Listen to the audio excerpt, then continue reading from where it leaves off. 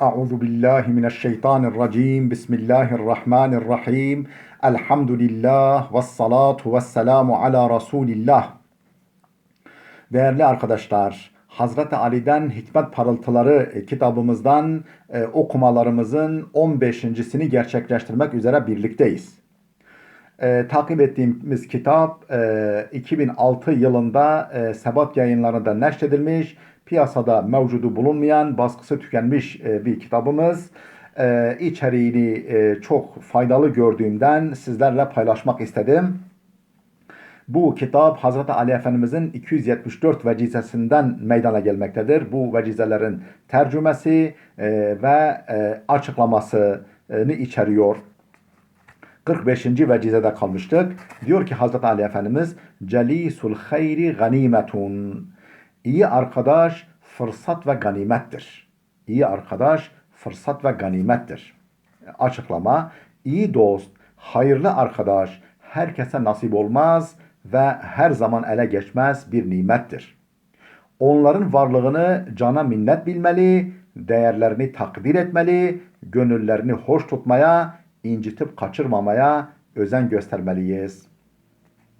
Böyle dostlar misk satıcısına benzerler. Ya onlardan alışveriş eder, hoş koku sahibi olursunuz veya en azından yanlarında bulunmakla hoş kokularından yararlanırsınız. Ne yazık ki günümüzde hayırlı dost ve iyi arkadaş sayılacak ilim ve irfan erbabının değeri genellikle bilinmez. Onlardan gereği gibi yararlanılmaz. İnsanlar daha çok maddi imkanlarına, para ve puluna göre değerlendirilirler. Dolayısıyla onların ilim, irfan, feyiz ve bereketlerinden yoksun kalınır. Oysa sahabe-i kiram Hazreti Peygamber'in meclisinde bulunduklarında onu can kulağıyla dinler, başlarında bir kuş varmış da kıpırdasalar kaçacakmış gibi, uçacakmış gibi pür dikkat kesilirlerdi. 46. vecizemiz Celisus su'i şeytanun. Celisus su'i şeytanun. Öbür vecizenin aksine, tersine kötü arkadaş şeytandır. Kötü arkadaş şeytandır. Ne demek bu? Açıklama. Şeytan kendisi rahmetten kovulduğu için Hazreti Adem'i de aynı duruma düşürmek isteyendir. Şeytan hilecidir. Oyun yapar, kandırır, hasetçidir, kin güder, kötülüğe teşvik eder, felakete sürüklemeye çalışır. Muradına erince de arkadaşını yüzüstü bırakır. Alabildiğine vefasızdır. Acaba kötü arkadaşın yaptıkları bundan farklı mıdır? Şeytan öyleyse bu kötü arkadaş bundan farklı mıdır? Hayır. O da düştüğü çukura seni de çekmeye çalışır. İçten içe haset eder, gizliden gizliye kin besler, ayağını kaydırmak için fırsat kollar, kayıp düşünce de akıl vermeye kalkışır. Sureti haktan görünür. Böyle haklıymış gibi haklık kılığına girer. Sureti haktan görünür. Böylesi sözde dostlardan Allah'a sığınmalıdır. Dünya ve ahiretimizin mahvına sebep olan böylesi dostlar sadece dünya hayatımıza zarar veren, bedenimizin ölmesine neden olan yılan ve akreplerden daha zararlıdırlar. Onlardan alabildiğine uzak durmalıyız. 47. vecize Cemalul mar'i fil hilm.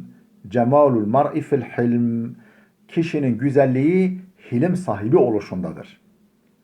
Ne demek hilim? Hilim çok geniş kapsamlı bir kelimedir. Yumuşak huyluluk, müsamaha, hoşgörü, hatalara göz yumma, sabır, tahammül, kendini tutabilme, anlayış vesaire gibi manaları içerir. Tüm bu içeriğiyle hilim sahibi olan bir kimse, tüm bu zengin içeriğiyle hilim sahibi olan bir kimse, dünyanın manen en pahalı süsüne ve kıymetli elbisesine sahip sayılmaz mı? Manen ondan daha güzel, daha iyi ve uyumlu kimse bulunabilir mi?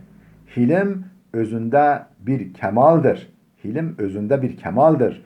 Böylesi kemalleri taşıyanlar başkaca hiçbir meziyetleri olmasa bile sevilir ve sayılırlar. 48. vecize cevdetul kelami fil ihtisar. Cevdetul kelami fil ihtisar. Sözün güzelliği kısalığındadır. Sözün güzelliği kısalığındadır. Açıklama. Her şeyde israf söz konusu olabilir. İsraf sadece yemekte, içmekte, giymekte falan değil. Her şeyde israf söz konusu olabilir.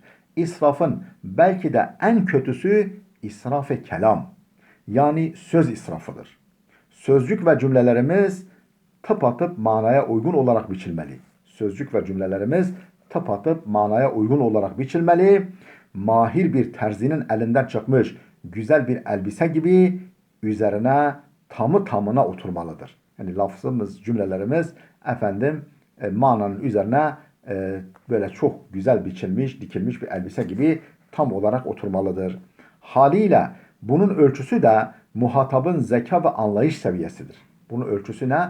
Muhatabımızın zeka ve anlayış seviyesi. Sözün kısa veya uzun olması muhatabın anlamasını sağlayacak nitelikte olmalıdır. Bunu sağlamak şartıyla, muhatabın anlamasını temin etmek şartıyla söz ne kadar kısa ve öz ise o kadar makbuldür. Değerli dostlar, burada dursun. Gelecek dersimize kadar Allah'a emanet olun.